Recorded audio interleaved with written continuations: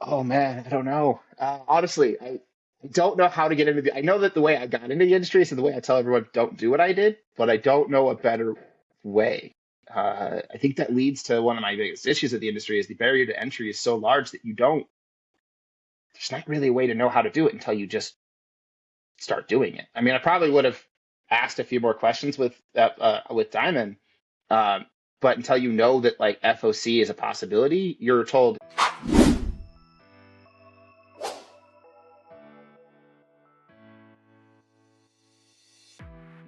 Hi, I'm Adam Freeman. This is Comic Industry Insiders, a weekly podcast where we talk to the people behind the scenes of the comic book industry.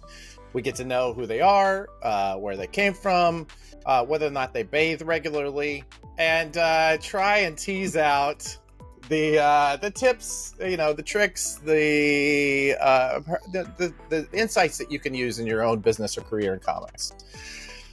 My guest this week is one I've really been looking forward to.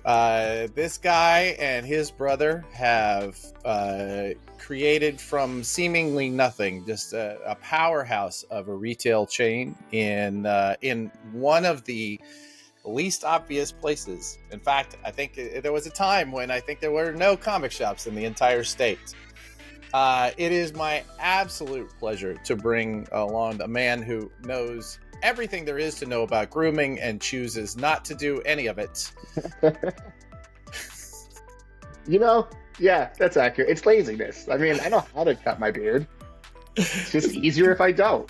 Co-owner of the Nerd Store, Mr. Charles Prowse. How you doing, buddy?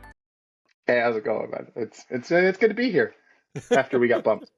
Yeah, well, I don't get paid for this. This is the thing I do when all the other work gets done. And sometimes, stuff happens, it is what it is. I don't get paid for most of the stuff I do either. Speaking of stuff happening, we are recording this, it probably won't be out for a while. I'll be honest with you, because we do have a pretty backlog of episodes, but as we're recording this today, the announcement has come in that Diamond Comics is shutting its Plattsburgh warehouse and several of its drop points. And while I'm certain we are going to get to that at some point, I just felt like let's just cut it, because normally I would open this up with some sort of goofy comment about, goofy question, and that would start with a story for you. And for you, it would probably be how you can go all of San Diego Comic-Con without having a hotel room. And I think we're going to get back to that. But I wanted to start with this. Have you read this news? What was your first response? I'm just now hearing about this news. Oh, I'm whoa. checking my emails. Oh, goodness gracious. Look at that. Breaking news for the Prowse brothers. Breaking news to me. I'm really bad at checking my emails and doing stuff out. I get you. On the industry on a whole, I try and pay attention to it, but it's mostly like on a weekly catch up. Gotcha. What's going on. I get too busy running the day to day to really know everything that's happening industry wide every single moment. Usually it's when other people are making a big fuss about it. I go, what's happening? And I read up on what other people have said about it. That's generally my philosophy or politics at this point, because I used to get all wound up about it, and now it's just like I'll pay attention when it's time to vote. Otherwise, you want me to protest? Maybe, yeah. All right. Well, so yeah, same. Diamond Comics distribution has they obviously are having a rough couple years. Lost I think they lost DC to what was now become Lunar Distribution, and then Marvel to Penguin Random House, and then a few others elsewhere. They are now, I don't know, some estimates say 70% of their revenue for distribution gone. Obviously this is a reaction to that, right? They're shutting down the Plattsburgh warehouse, which is in New York. And notably because it's just across the border from Montreal, which is where many of the printers are in that area. So if you want to bring a truck over and get it into a warehouse, it's easy to just cross the border and immediately unload it. So that's they also noted that they are stopping all of their drop points. So anybody who was picking up from a drop point as opposed to having it shipped directly to them. Those were the big announcements today. So They now I cut get that to for me 3 years ago. do what?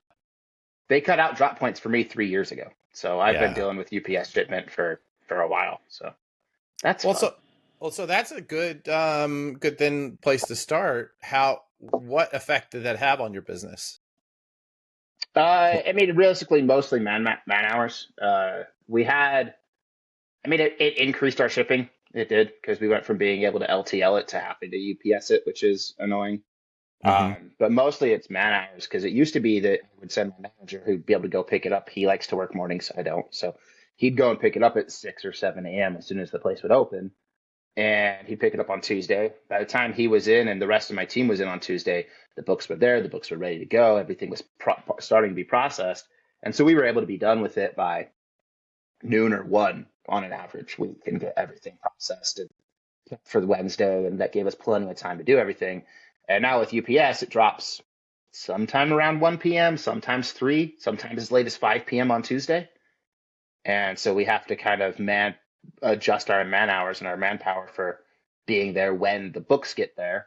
We have less time to process them because we have to process everything on Tuesdays, as you know. And yeah, that part's been fun. But we've added a couple flex shifts that people just kind of show up as soon as they get a text from the people on floor saying that the book's there, and that's when they show up and start their shift. So that's how we've gotten around that. But they're like doctors on call, right? Yeah. Yep. That's when a patient is ready. Come in. Yeah. Yes. On Tuesdays, you're on call. That's how it works.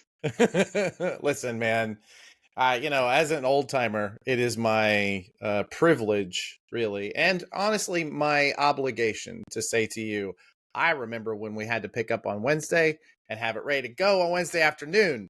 You little whippersnapper. So yeah. When I first opened, I didn't know about Tuesday drop. Oh, really? Tuesday the opportunity. They didn't tell me that. I jumped into comic books without having any retail experience in comics. So I had no idea how the industry worked. And I was just a reader who was like, I like comics, let's do this. And so we jumped into this. And within 6 months of the idea, we had opened our shop. And I had no idea how any of this worked. And so we were told how FOC worked. I didn't know how FOC worked for 2 years. Didn't even know it was a thing. I didn't know about Tuesday drop shipping. So for the first 6 months-ish, almost a year, it would show up Wednesday morning. We'd have to process and get it out Wednesday afternoon. You've just given me so much I want to talk about that I don't even really know where to start.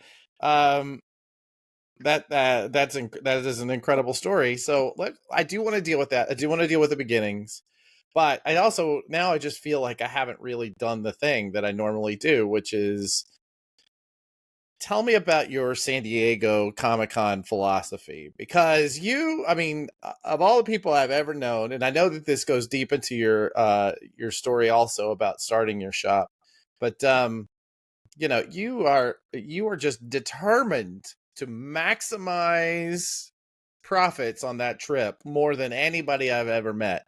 So tell us up to, maybe I know that there's been I know you've gotten soft, but tell me up until recently what your strategy. Yeah. Let me tell you what your strategy for San Diego. Yeah, exactly. Okay. Roger decided to bring his girlfriend and his kids, so we had to go soft this year. I didn't. Yeah. I still slept on the lawn every night. He went back to the hotel. All right. There wasn't room for me. Start from the beginning, right? So San Diego's coming up. What do you guys do to prepare? What is your overall strategy? What will it look like when you head home? Okay, so to prepare this, honestly, we should do more. We realistically, it's like weekish before people start dropping and announcing all the exclusives they're going to have. And so we start going through and making a list of, okay, who do we want? What are we going to target? And kind of figuring things out. We run a team now of about 6 to 7 typically that it's usually me and Roger that go down. And then we bring, if we have the opportunity to, we bring a friend or bring somebody else along. And then we've met people at San Diego who help us get exclusives now. And so we run a team of about 6 or 7. I think this year we actually had 12 people put in for us for the lottery to try and win time slots to get like Funko and stuff. So the prep work is we figure out who's going to be part of the San Diego exclusives lottery. Yeah. And for those that don't know how that works, because I know a lot of professionals don't even understand how that works. Essentially, when you get a badge, you have a certain amount of points you can put towards a lottery winnings for each day, and that's when they do like Funko is a big one they put in for their lottery winnings. So if you win a time slot, you have to go back to the Funko booth at that time to get an opportunity to purchase their product. If you don't win a time slot, you can't get anything from the Funko booth at all. That is true for Funko. This year was Mattel, Jazzwares, 100% Soft, and several other ones, including a lot of like limited signings. And they did like a Borderlands cast signing this year and stuff like that. And the way you get into those is through the lottery. It used to be when we first started this that they would line you up in the sales pavilion above the convention center at 6 a.m. And you would go through these lines to pull a bead out of a bag. And if you pulled the red bead out of a bag of a bunch of white beads, and you pull the red bead out, you win. And then they give you a time slot, or they give you the pass to get the signing, or whatever the thing that you're in line for is. And then you jump to the next line and do it again. And if you lose, you can jump to the back of the line. And so we started this process by getting really good at hitting those and knowing which ones were going to be there. And so we go through those lines and pick all the beads out and just load up on tickets to then go sit in another line at 6:30 till the show opens at 9 to then hustle to the booth that didn't do that to get the other exclusives. Hold on. They legit, That's how it used to be. They literally, wait a minute. How long ago was this? 2018. So as of 2018, they had you pulling a bead out of a bag like you're some sort of, I don't know, castaway on an island trying to decide who gets the bigger piece of coconut. And that's how they decided who was, that is bonkers. Yep. Yeah, that's how they used to decide who got to purchase from their booth when they would do limited drops. That is bonkers. I think it was 2019 that San Diego implemented the lottery rule. I have some suspicions as to why. Okay. My own personal conspiracy theory is that they had a legitimate terrorist threat and had to make adjustments according to it. That year, it was the first year ever they shut down Harbor Boulevard, which is the boulevard in front of the convention center. They'd never done that before, and now they do it every year. And they did that year. Every year, I'm rambling a bit here, but every year there's usually about 10,000 people outside waiting to get into those lines because there was no lottery. So there was the only way to get those exclusives was you had to be first in those lines, which meant the lines usually started at 7 o'clock. When the con ended the day before, the line for the next day started. So you'd leave the convention, go get right back in line. Right. And that's how that whole thing would work. And then all of a sudden there was a lot less people in line because they implemented a lottery system. So everyone knew before they went, so they didn't have to do the bead draw anymore. So there's a lot less reason to sit in line. There was also a lot more cops that year, I felt like. So anyway, interesting. That's my own conspiracy theory about what happened. Listen, I think it's, the fact that we haven't seen more, terrorist responses at conventions. I feel like it's one of those things where, it means that the white blood cells are doing their job because there have to have been more, right? I mean, there's 200,000 people in New York this last week. There's no way that there wasn't some sort of, terrorist going, oh, I'm going to blow up a bunch of nerds. It has to be a good target. Somebody did their job, right? Yeah. For sure. Yeah. So, wow. The actual philosophy for the actual philosophy for San Diego, what we do now is we get as many people as we know that are going that aren't going to use their exclusive lottery portals as they can. And we get them to add to the lottery where we want them, typically Funko, because Funko makes us money. That's the prep work. Week of the show, usually we usually drive down Tuesday night. Monday and Tuesday is usually when Image, Marvel, they announce their signing schedules. So we'll take Monday and we'll start packing up books that we want to get signed by creators and stuff that we're going to get signed and slabbed. And, anymore, we take some customer submissions to help our friends out and good customers out and just get stuff signed for them and brought back for them. But we usually bring down a short box of stuff that we're going to take over to CGC to get graded that we've been saving up throughout the year. That's high value stuff that we don't want to ship. Or it's stuff that we're waiting for signature series to get signed and stuff that's from people that are going to be there. We pack up that the night before.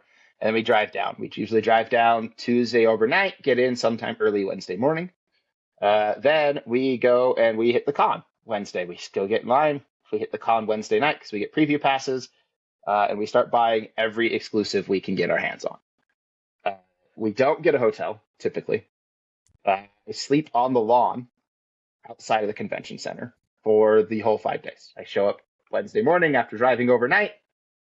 I go hop in the line at the lawn. That's where you can find me most of the show. It sounds weird until you've been to con and see all the other people there. There's a lot of people out there. It's not just me. They have tents set up. But typically, when you're talking to those other people in those lines overnight, they're typically the ones who have a group of 5. So they're the ones doing the overnight while their friends sit in the hotel, and the next night they rotate. Oh, and then they all meet in the morning, but that way everyone's doing like 2 or 3 hour shifts, and then they rotate out, and that way everyone can take a night in the hotel. Yeah. We just don't do that. We just don't do the hotel part because they're expensive. So we found a parking garage right across the street from the Omni over by the Padre Stadium. And it's $90 for the weekend. You can just buy the whole weekend pass, and it's $90 to stay there for the weekend. Yeah. And so we just use our car as our hotel. We just load everything into the car. Typically throughout the show, as we're hitting all the exclusives that we can, we're getting every item we can. We're getting all the stuff. It's chaos. It's constant chaos. Yeah. We load our car. This year, we bought so much that we loaded it into the cars and the hotel rooms. We ended up with 4 car loads coming back. Did you have when 4 I say cars? car loads, we had friends. So I drove my car down. My Kia was complete. And when I'm being packed, it takes me 4 to 5 hours to pack the cars with everything that's in them, because I have to pack every inch. There can be no dead space. A good, well-packed San Diego trip, when you arrive, nothing has shifted. You can open the door and nothing falls out. It's a perfect brick. That's the goal every time. But I packed my car so full I couldn't see out the back window, and it was just me driving. Front seat, everything. Every inch of that car was full. I packed Roger's car this year, and then we had 2 other friends who took stuff back in cars for us as well. We've done it. We've done the whole thing at a Ford Focus with 3 of us, and the one person had rode with his luggage on his lap the entire way and had about 6 inches between the luggage and his face, because that's just what we had to do to get everything home. How long is that drive? About 12 hours. Okay.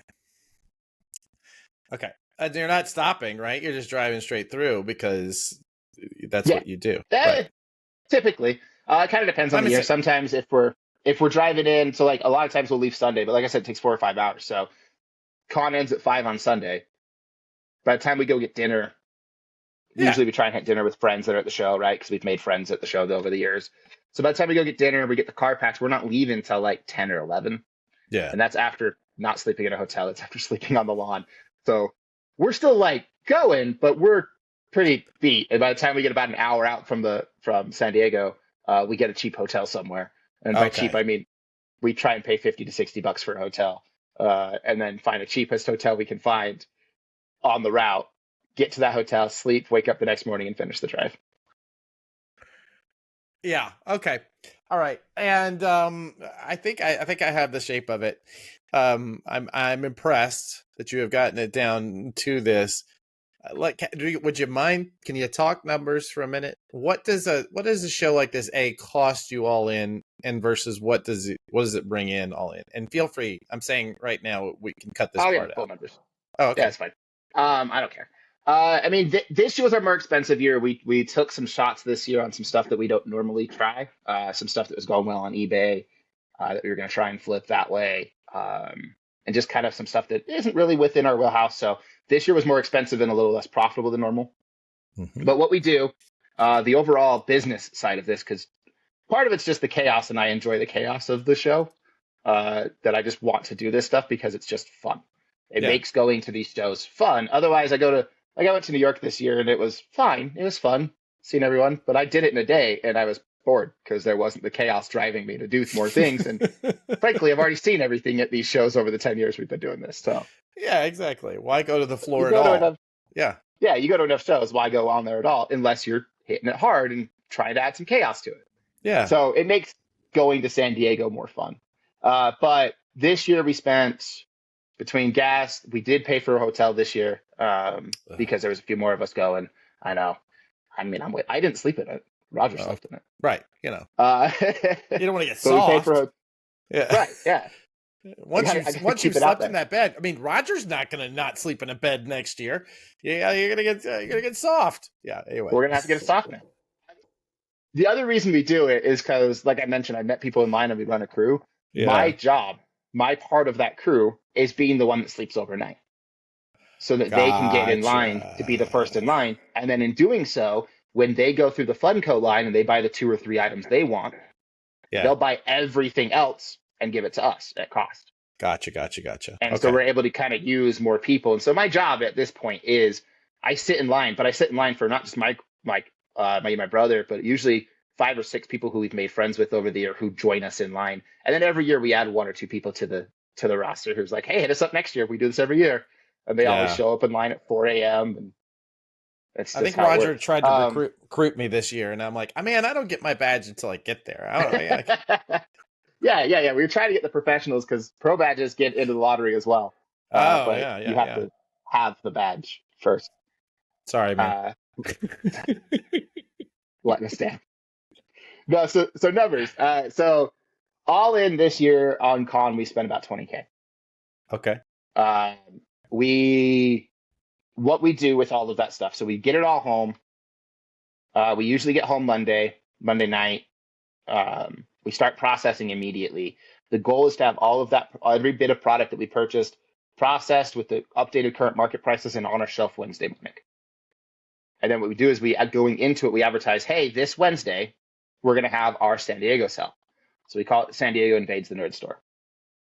And because we are in Utah, so we're a bit away, most of the people that we have, most of our customers, will never make it to San Diego. But they want the exclusives. They also don't necessarily know what it takes to actually get these exclusives. But they want them. And so we bring them back, we mark them up to whatever current market value is, we put them on our shelf, we make a big event out of it. Usually at one of the 3 stores. At our main store, we usually have a line of about 30 people, 40 people in the morning. Did they sleep overnight? No, but they do get there at like 4 or 5 a.m. Oh, well, all right, that's fair. All right. If it depends, a lot of it depends on if we get Funko, but if we get a full run of Funko and we have like the really hot Funko everyone's after, we'll get people camping out at 5 a.m. sitting in front of our store, waiting for us to open at 10. Awesome. So they don't overnight it, but they definitely show up early. Earlier than I'm going to be there. But this year we did that. We had at each of the other stores, we had like 4 or 5 people. They're the smaller shops, but they're slowly building. People are getting used to what we do. But we brought it in. We take the full day Tuesday to process everything, and then we get it on our shelves Tuesday night after close. This year I was up till 5 a.m. processing and setting the displays at every store. And then we open up Friday or Wednesday. We sell it all. We sell it all at market value for a month. And then after a month, realistically, a lot of these exclusives have gone down and everything's kind of slimmed down, right? So we get our initial bump for the people who are really excited. Then we get the people who are just kind of general walk-in traffic, walking and going, oh, what is this stuff? And buying what they can. And then after a month, we don't really want it all anymore. So we run San Diego Comic-Con at cost sale. And we sell everything that we have left at the same price we pitched it up for at the convention. And we just clear it all at cost. And then that gives us another bump of 20 to 30 people in the morning that come in going after all that stuff. And then while they're in, they buy other stuff too. So we still make money on everything else, but those prove to be bigger days. So running the at cost sale really helps us out because it allows us to take some shots at some stuff that maybe sells, maybe doesn't. Yeah. But we can always clear it out at cost later. So guesstimate your 20K. What did you gross off of that 20? I think at last math, right around 27. So we made like 25, 27, something like that.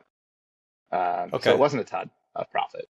Okay. Once you take into account, but that was gas and everything. And as long as honestly that trip, it brings a really fun event for my community. Sure. Yeah. Typically, this year we profited substantially less because, like I said, we took a lot of shots on stuff that we wouldn't normally take shots on. Right. That didn't move at our at cost sell either, so we're still just sitting on a ton of product. So we're going to kind of tighten things up a little bit next year and loosen it up a little, or tighten things up a little bit, trying to get that profitability back down. We usually are close to doubling on San Diego, but we increased our costs and we took a few shots this year that we didn't take, so Right. it didn't quite pan out for us. But well, I'm really disappointed that you didn't come and sleep on the streets of Manhattan while you were here. I feel like that's I don't feel like it's the same environment, man. Oh, You go to you go to San Diego, they've got tents set up for you. They've got overnight security. The whole city's involved. You go to New York, and they're like one street away. No one gives a shit that Comic-Con's going on. I know. You sleep on the streets in New York, I might make more money. I might have some people throw some coins at me that way. That's true, right? Yeah, you get a little extra dough that way. Yeah. I've also seen that area at night, and I may also get stabbed. It is always a possibility. But you know what?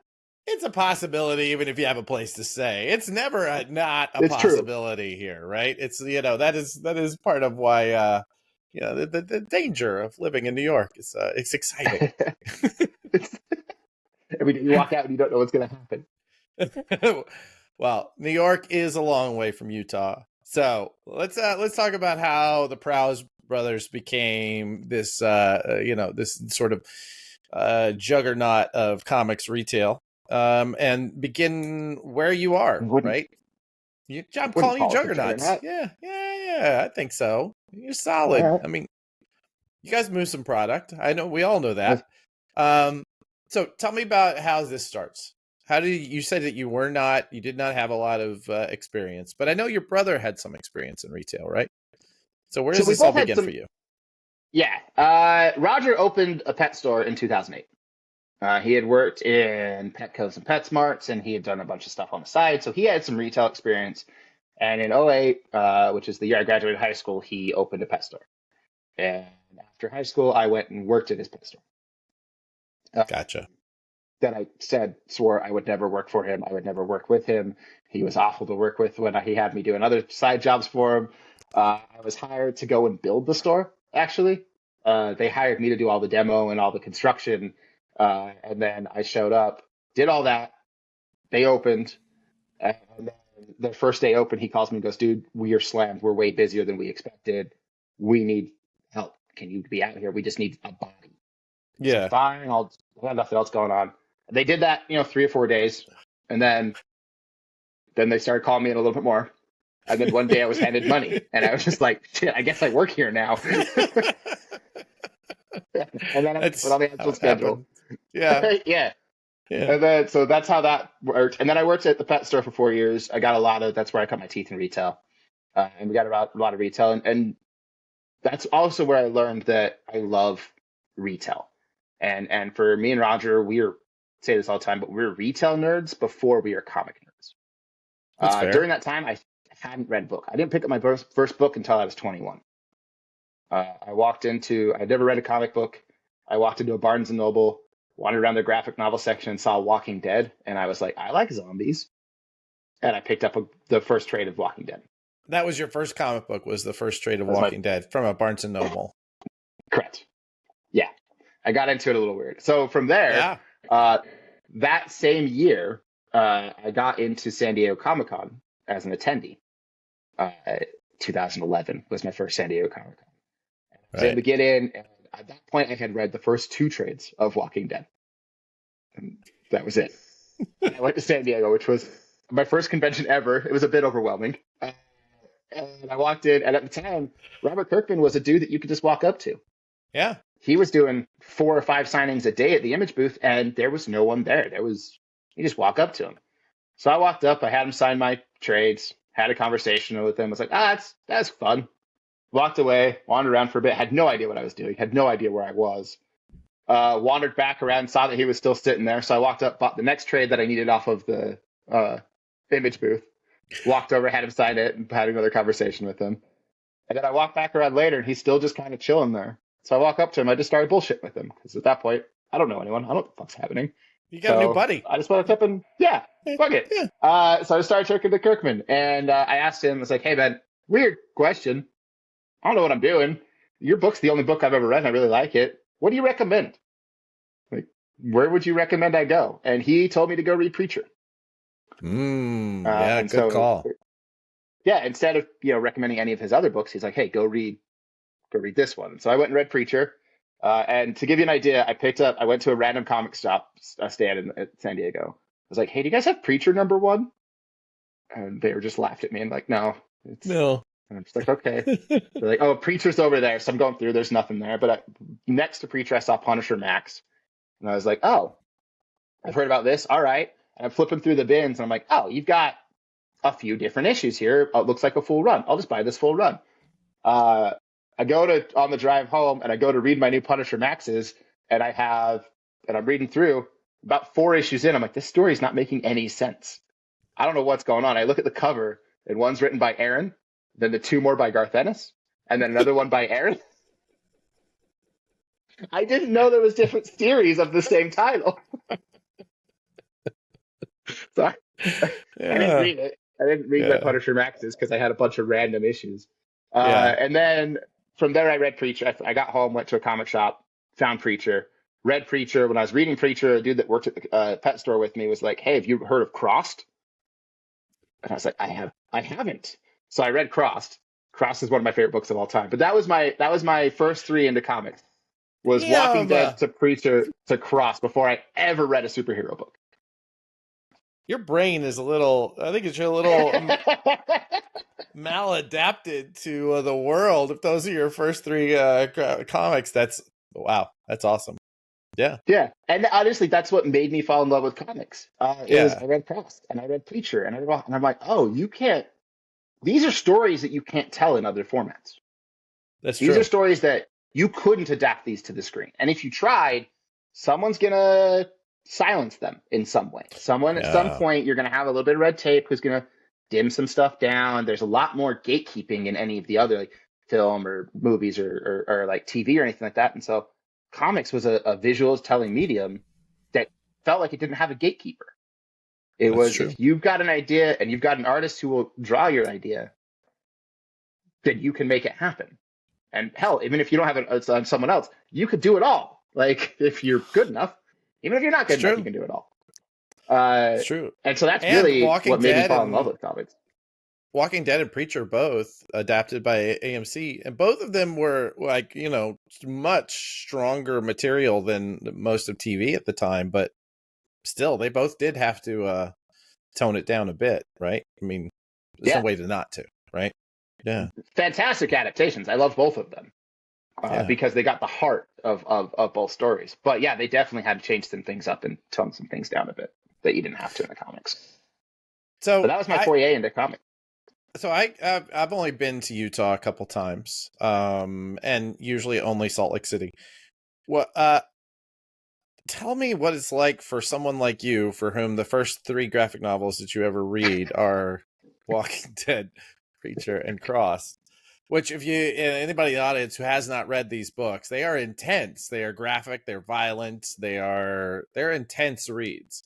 Wonderfully done, all 3 of them. But what's it like? When I sell Cross to people, I ask them first when I sell Cross, I go, "Are you offendable?"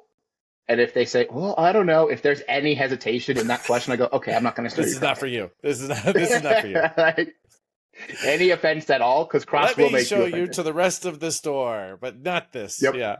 Not this one section. But the people who love it, love it. Yeah. But tell me what it's like being a Prowse brother growing up, for whom this was like coming home for you. Growing up in Utah, I mean, we're talking about a very conservative area of the world, right? Yeah. I mean, when I was a kid, it's a lot worse. When I was a kid, I remember there being people and times where I didn't grow up Mormon. My family wasn't Mormon. And so there was times where I was told I couldn't play with the neighbor kids because I wasn't Mormon. Like I'd make friends with them, everything would be fine. I'd be over at their house every day. And then all of a sudden their mom walks up to my mom and goes, "Oh, we never see you at church." And she's like, oh yeah, we don't go to church. And then all of a sudden I go to their house the next day like normal, and I'm told, oh, I can't play it. Yeah. So that was fun. But no, I mean, realistically, I grew up in Salt Lake, or like the Salt Lake Valley. I didn't grow up in the actual city, but suburbs. And anymore, where most of my stores are, Salt Lake's a bastion of blue inside of all the red. Like, it's everywhere you have a strong culture, you have a very strong counterculture. Right. And so we do have a lot of conservatives. We do have a lot of religious, but we have a very, very strong counterculture to all of that as well. And so I found my place. I found my people. We found our way. And I've also found that a lot of these stories, you have to be like super, super religious to not find a connection point in Walking Dead. Yeah.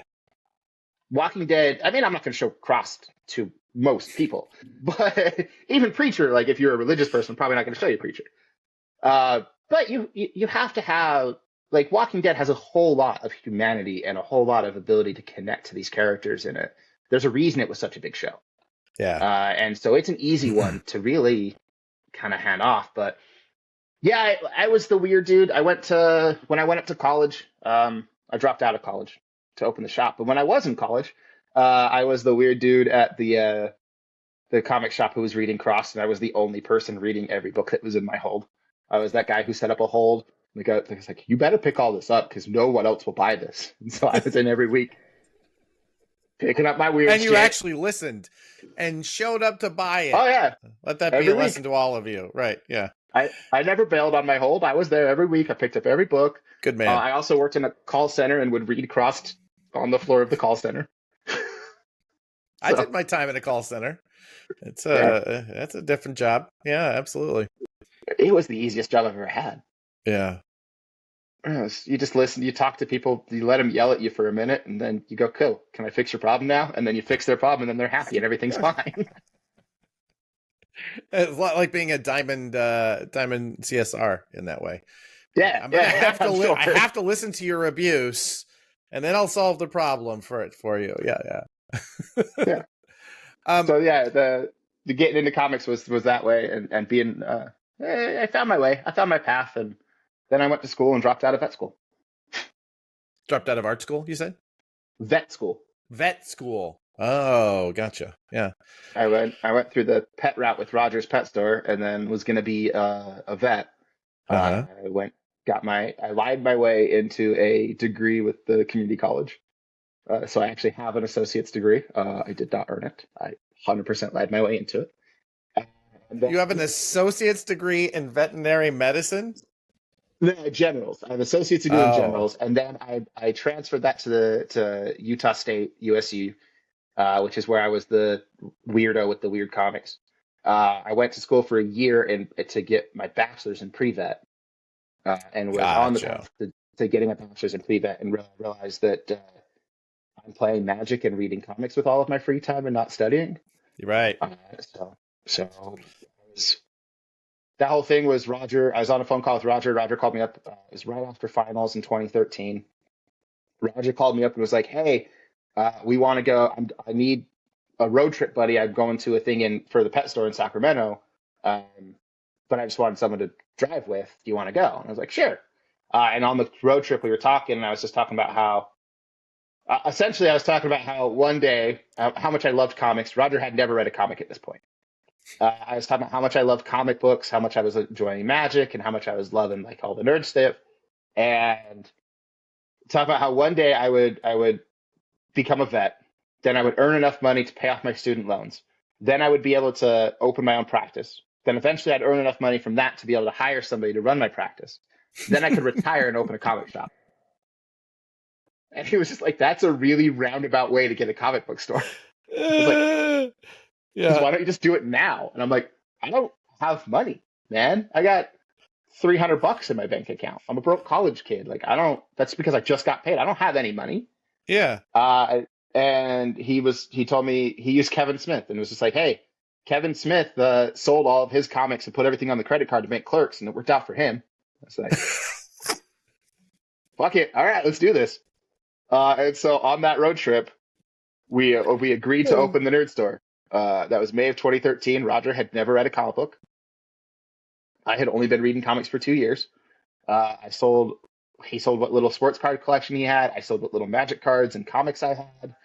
Um, and we toured fairs that summer, like little city and county fairs, with his pet store. So we did a spinny wheel where we was $1 a spin. You could win a hermit crab or a firebelly toad, and then if you won one, I would sell you the kit for $35 to take care of it. And the rules were that I did all of the work. I booked all the shows. I was out there running the spinning wheel, doing the carnival parking, all of that stuff. And Yeah. the rules were that we split profits. So all the cost of everything got to get paid back to the to his pet store, and Yeah. then I would split the profits with his pet store, and all of those profits went back to Nerd Store. And so we'd split the profits. Pet store would take half, Nerd Store would take the other half, which he also owned half of Nerd Store, so he was getting most Oh, of those profits. he in was some way. double dipping. He was. He But, couldn't make it today's recording, so anytime we get to put him Yeah. up as the villain, I think we absolutely should. Agreed. Yeah, totally.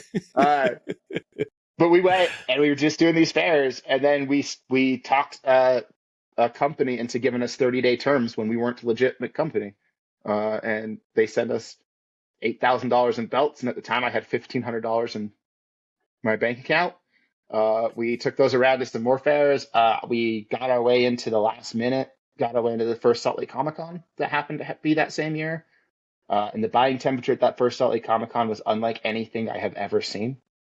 People were buying everything, literally anything you put up. We sold out of everything. By the end of the day, Saturday, I had grid wall. I had like 2 belts. There was nothing left. It was wild. But we were I was sitting down, we were ordering charms off of eBay and little keychains, and then hand making keychains Yeah. to then sell for $5 a keychain. And I was just doing it with my hands and pliers. So my hands were bleeding. That's how we built it. And then from that first Salt Lake Comic Con, we earned enough money to pay back the net 30 and get a space that was about as barren of a space as you could. We sold belts from this company. We still sell belts. Belts is our best sellers at cons. But it's just belts, and we were pegging them on pegboard. 1 belt per peg with a gap between each peg because there was no other way to fill the store. We had nothing else to fill the store with. So, just a store of belts? Basically, yeah. About half the store was just belts, and it was just 1 belt per peg. And then we dropped Welcome to the belt store. Over, we have belts. Yeah, we went over to Black Cat Comics at a local comic shop, and we bought their 25-cent bin, and then we put it up on our shelves at $2 just to throw some comics on the shelf. Yeah. And because we're in a mall and it worked, people bought them. And then we just built it from that. But we went from idea in May of 2013 to being open on October of 2013. Hold on. You're in 5 months. Go from road trip to being open inside of a mall. Yeah. And Roger hadn't read a comic book until that road trip. And you had 0 budget. Yeah. You basically just had collections and hustle. Yeah, and $100 out of each paycheck I was getting from the call center went into the Nerd Store's budget. And so that was 5 months worth of paychecks that I got working at the call center. So $1,000. I slept in the back of the store because I couldn't afford a place to live. My buddy let me live in his unfinished basement when I moved back down. So I was going to school 2.5 hours away from where we ended up opening the shop, which is in Salt Lake. I was going to school up in Logan. My buddy, who lived an hour away from the shop, let me live in his unfinished basement for free. And realistically, it was just a place for me to store my stuff and my cat. And then I would go to the store, but I couldn't afford gas to get home most nights. So I would only get home about 3 days a week.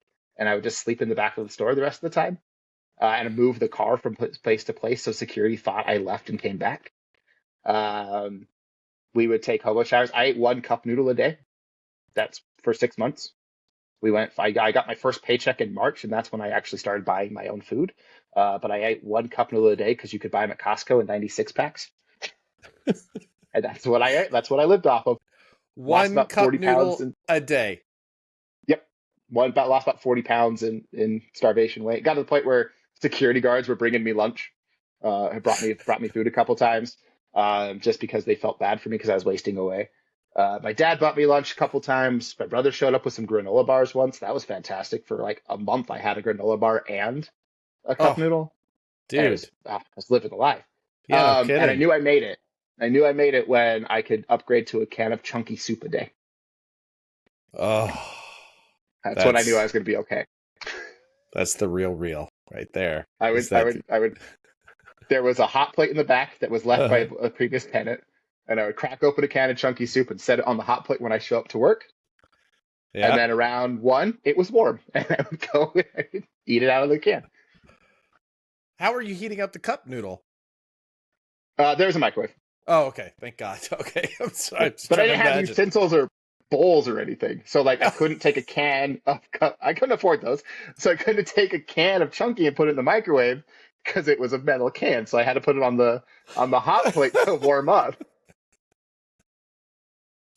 Okay. Okay. All right. Okay. How long does this go on? So October October 2013 to when? How long is this this monastic lifestyle of yours? March is when I got my first paycheck. March. So wow. So from October to March, you are just living on a starvation diet and selling comics. Right? Yeah. Are you Yeah. ordering comics at this point? Are you ordering anything new? Or are you just Oh selling yeah, the 25-cent books? 100% of no, 100% of the stuff is coming back in. So we set up a Diamond account, knew we could, Okay. and we got into this weird thing that happened with Diamond early on is that they won't set up an account until you have a business license. You have to Right. show a business Okay. license before you can set up an account. Well, in the state of Utah, Right. you can't get a business license until you sign a lease. Okay. So So we therefore signed a you lease on our can't get an location. account without signing a lease. Right. Correct. And so we signed a lease on our location. Yeah. We got our business license, and then we got an account. And then they said, okay, great. You've got, or it's okay. Now it's IOC. And I'm like, what does that mean? They go, oh, these are all the books that are coming out in 2 months. Now you can order those. It's like, but I want books now because like we're opening in a couple weeks. So we only have a month of build out time. Like, oh, that's not how it works. You have to order everything 2 months out. So there was a month where that's when we went and bought the 25-cent books because we were just like, oh, we need something on Gotcha. our shelves.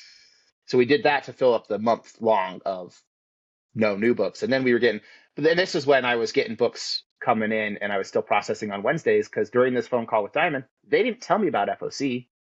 They didn't tell me about Tuesday delivery. I had to learn all of that by finding Facebook groups and just been stumbling upon it.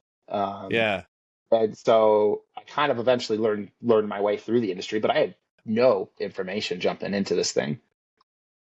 So if So you I think our were first books came in November.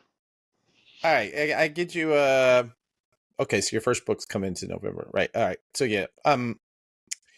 You I'm gonna give you a time machine. I'm gonna go back to young decimated Charles, who is just barely getting by on nothing but carbohydrates. What do you tell him other than maybe go eat some beans or something? But what do you tell him about like what is the educational process that you should have gone through? Oh man, I don't know. Honestly, I don't know how to get into the. I know that the way I got into the industry is the way I tell everyone don't do what I did, but I Right. don't know a better way. I think that leads to one of my biggest issues of the industry is the barrier to entry is so large that you don't. There's not really a way to know how to do it until you just start doing it. I mean, I probably would have asked a few more questions with Diamond, but until you know that like FOC is a possibility, you're told, okay, here's how you order, and you're just going to order how I was told. Yeah. So I suppose probably actually talk to some retailers and see if they have any advice on how to roll with all that stuff. If I were to go back now, I would find out about FOC immediately, and I would have Yeah. started ordering off of FOC from day one. But we did. I mean, we got into Comic Suite. We got into Comic Suite relatively quickly, but early on we were hand register, and all of my holds were in my head because I had 3 customers who wanted holds. So I was just like, oh, I'll just do it this way. We learned pretty quick that I can't do that. So then I transitioned to yellow legal pad for my hold system. And I just wrote down people's names and what books they wanted on a yellow legal pad. And then I would flip through. Yeah, like that. Yeah. I'd flip through that to find out what everyone's holds was every week, every time new stuff came in. So I would probably say transition to a hold service a lot faster and also introduce holds. I didn't know what holds were. I mean, I had one, right? But I had no idea what the actual process looked like from the back end. So I would recommend actually getting a point of sale system right off the top and building it out properly from the beginning instead of piecemealing. I'm still dealing with the fact that we piecemealed a lot of it together over the years. And this next year is a lot of putting the data and fixing a lot of the bad data because it's so much of it's just been piecemealed for so long. Yeah. You said, are you using Comic Suite, you say? That's what we started with. And then we transitioned when pandemic hit, we got shut down for a month. Well, during that time, I was in there every day working. We did a full remodel of the store and we transitioned to Comic Hub. Gotcha. Awesome. All right. Well, let's deal with that in a little bit. So at what point, talk me through, this is 2013. I actually remember that year. It was probably the first year you were probably even on my radar. Where does that? I've been on your radar. I listen, opened. Man. I do my best. Your radar's good. I do all right. You should see. We have a CRM, and we do our best to try and make sure that every comics retailer is in there. I still get caught, occasionally, but I do my best. So, but tell me, so where along the lines does it feel like this is working? When do you think, okay, this is not just an experiment that I'm going to gut through. This is a real business, or has that ever happened? I don't know that there was. I mean, when I really felt like I actually could continue it was March of 2014 when I got a paycheck. Right. And then we decided to do a thing. I've been in business for 6 months, and we brought Neil Adams out for a signing to try and get some attention. Oh, okay, disappeared. Yeah, I only laugh because anybody who knows or knew Neil, God rest his soul, man, he was really a proponent of artists getting every dollar they can, right? And very much advocating for, nothing is free. And I can only imagine what bringing Neil Adams must have cost your little company. Honestly, he was so generous and so kind to us because of what we were dealing with. So he was coming out for that time. Salt Lake Comic Con decided they were going to do a spring show as well, not just their fall show. So they had just done their first fall show, and then they were going to do a spring show that next year. And the rumor was because the fall show did so well, Wizard World was trying to come in, and so they opened up a spring show to keep Wizard World from finding a foothold here. Yeah. The local con just kind of turned into Wizard World, but that happens. It's fine. Yeah. No, so he was coming. So Neil Adams was coming out for that, and so we hit him up. Was like, "Hey, would you do a stop in our store before you go to the con?" And he's like, "Sure, it's $1,000." And it's not bad. I would have not at all. Yeah, not at all. I didn't get paid that month because we got Neil. Because we got Neil. 15 people showed up to the Neil Adams sighting. And it just turned into hanging out with Neil Adams. I think I had more volunteers and employees working that day to try and help for crowds than people showed up. But it turned into just kind of hanging out with Neil Adams. And he looked at the line, realized there was nobody there. So he just sat down before signing anything and told a bunch of stories. And just kind of had a 2-hour Q&A with everyone. Then went through, signed everyone's books, sold some prints, gave every single person that was there helping me out 2 free prints, signed them for them for free. And then I was just like, hey, man, I don't know how any of this works. This is the first creator I've met outside of Robert Kirkman at San Diego. I was like, hey, could you draw me a thing?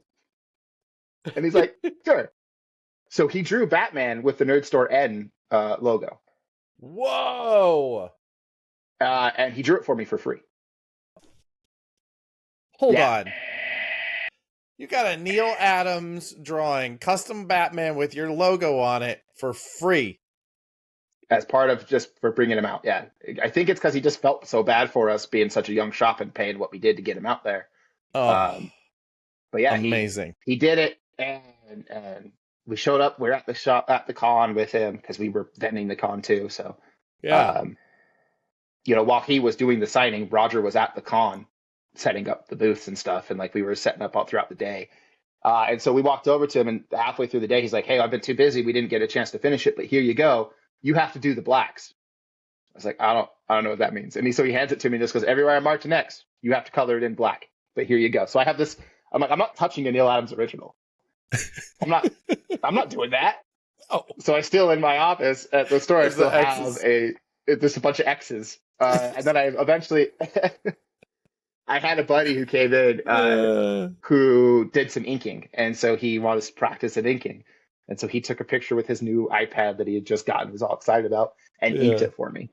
Aww. And so I have a digital copy of that Batman that we've used on several different promotional things that we've done. When you walk in, it's actually on the fridge. So we have a big double-sided glass front fridge where we have drinks and stuff, and they keep the bottom covered so that we put the Batman logo on the bottom of it. We sold it. We used it to sell masks during COVID. So we sold Nerd Store branded masks with the Batman logo on the masks during COVID. Yeah, we still have that. So I have a Neil Adams original. So look, I know who he was. I've learned a lot more about him over the years. I've heard all of the stories. Dude was one of the nicest guys I ever could have met that early. Hard same. And I don't want to portray him as some sort of money grubbing asshole. He was the sweetest man. He really genuinely was. But I do love it that you basically just paid $1,000 for a drawing and got a signing for free. I think that's incredible. That's nice. And got like a dozen prints for free that amazing. He was charging signed, and he was charging like $25 a piece for them. So amazing. I said nothing else. That is the biggest deal I think you probably are going to be involved in. That's huge. All right. Yeah. So that's at that point you're like, this is working. We have a comic shop. This thing's got legs, right? We can build from here. Yeah. Finally felt like there was something we could build on. Our first day open, we did $25, and I panicked. I sold one belt my first day open, and it was to somebody who was from out of town. It wasn't even someone who was going to come back. Somebody who forgot to buy a belt on their way out of town. I was full on panicking that first day. I experienced my first panic attack ever during those early days.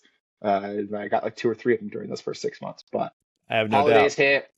We were able to kind of get through the holidays. That helped to bump us up. But for the first month and a half, we couldn't even afford a sign. We didn't have a sign on the front of our store because we couldn't even afford a sign to say the Nerd Store.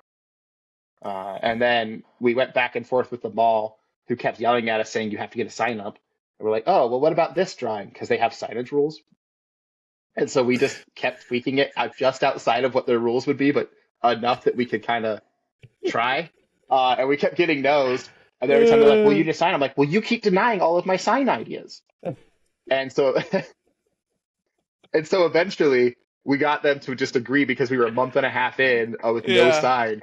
And they're just like, "Fine, that works." And so we were able to get a sign made for $500 because it's just craft, and it's the sign we still use to this day at the main location. Oh my God! It is wood letters from the craft store, with nails glued to the back, painted black, and it is a metal die-cut Nerd Store N that is our logo. There's no backlighting. There's nothing. There's no lighting. It's nothing special. It's just wood letters that says the Nerd Store and a metal N. And that is it. And it's the same sign we use to this day.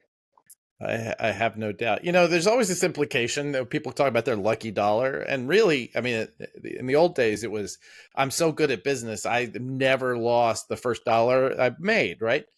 I believe you guys still have that first dollar. I believe that there's never been a moment where you lost money. It's just, we just never made that much. And then it got a little more, and then it got a little more, Yeah, I mean, we've done things that lost money. Sure. We decided to throw a convention. In our first year, we lost like $15,000 on our first convention we did. Yeah, that was fun. At which point you're like, well, back to ramen for me. Yeah, kind of. I mean, there's been lots of times in the company. One of the things that I think makes our company strong and makes us able to build and do what we're able to do is that me and Roger both live lifestyles that don't require much. We live fairly simplistic. Like I've never had a car payment. I don't have any credit card debt. I struggled through all of that time so that I could keep it that way. But like I've got it down so that my monthly expenses, including my portion of my mortgage, because I rent out half my house, is like $1,200 a month. Yeah. So as long as I make that much, I'm fine. Which means that, and earlier on, it was less than that because I wasn't paying rent. I was lucky enough not to, right? So I've just always lived my lifestyle in such a way that at any point, if something comes on with the business, we can try things, and if they fail, our failures are mitigated because we only have so much that we can. You're only going to lose as much as you put up, Right. so you can mitigate your losses, but your gains are potentially limitless. And so we say, okay, are we okay with this loss? And everything we do, we look at is from a perspective of being, yeah, we're good with losing this much money on this thing. If we don't make $1 on this, that is okay. And those early days is how we grew, and we were just throwing money back at everything, and some of it worked, some of it didn't. But we still run the con. Like my next con is coming up on the 8th and 9th of November. So we still do it every year. That first year we brought out Kevin Eastman, and we lost basically as much as it cost us to bring out Kevin Eastman. Right. But it put us on the map. It brought a lot of new people in. Kevin is also one of the nicest dudes you'll ever meet. And he's just such a comic nerd that it was just fun to hang out with Kevin. So like, it was worth it. We've learned some lessons. We grow and we try new things, but yeah, living a life that way made it so that I can, when I do fail and I do throw these big risks out there, I don't take a paycheck for a couple of months. That's all right. Tell me about the second location. When does that happen? Well, our second location, we tried in, I want to say it was fall of 2014. So, yeah. Okay. Let me get this straight. Yeah. Hold on. So October 2013, you open the store, you go through 5 months of living on nothing but processed carbohydrates. Then you get yourself a paycheck and you start eating properly again. And then 6 months later, you're like, should we do this again? And the answer is yes. Okay. Yeah, it wasn't the smartest move. Okay. But yeah, basically.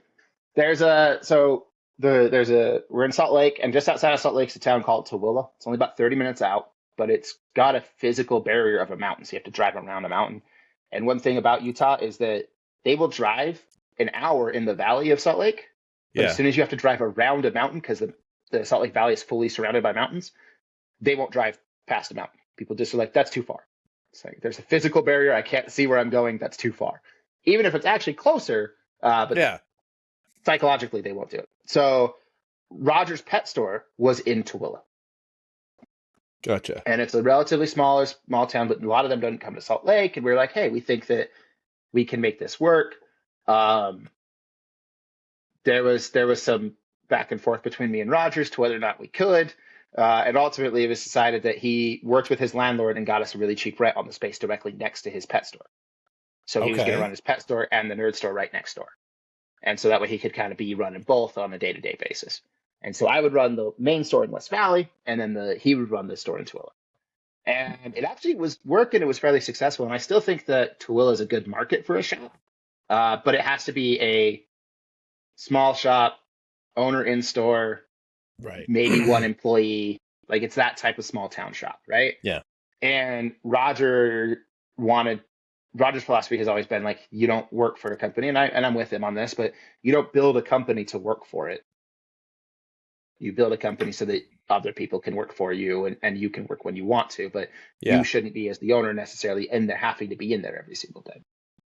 And so he was trying to run both, trying to get out of there, which led to some stumbles. And then ultimately what happened was every dollar that was coming in, if we reinvested it into Tooele, in a month, it'd make that same dollar make us $2. Not bad. We were growing. But if we reinvest that into West Valley, West Valley was growing at such a rate and so going so fast that that dollar would make us $10 in that same amount of time. Gotcha. And so every dollar we had would dump into reinvestment into West Valley, whether that's product, upgrade fixtures, or whatever. But if you're running a retail store, you can't stay stagnant. You have to constantly be changing. And when you're a startup and a little scrappy startup store, people look at a lot of your shelving unit choices and a lot of that stuff and go, yeah, that's fine. They're a startup. They're young. You know, it's good. When you're a year in, they start to look at that and now it looks dingy and it looks unkempt.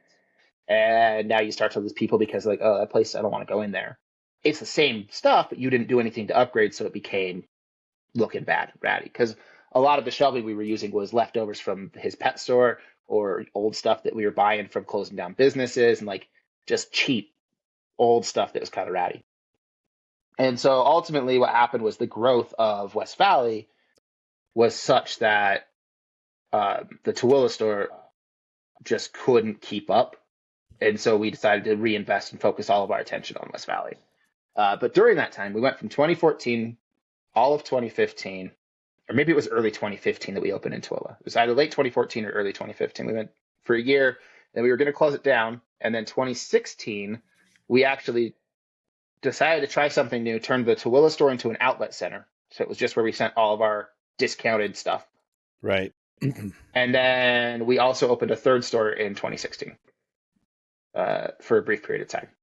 We went to another mall and we decided to test out another mall and opened a satellite store that was a pop-up store for the holidays. So we did October through January was the lease that we signed to just do a little holiday store in a mall just to test out this new mall.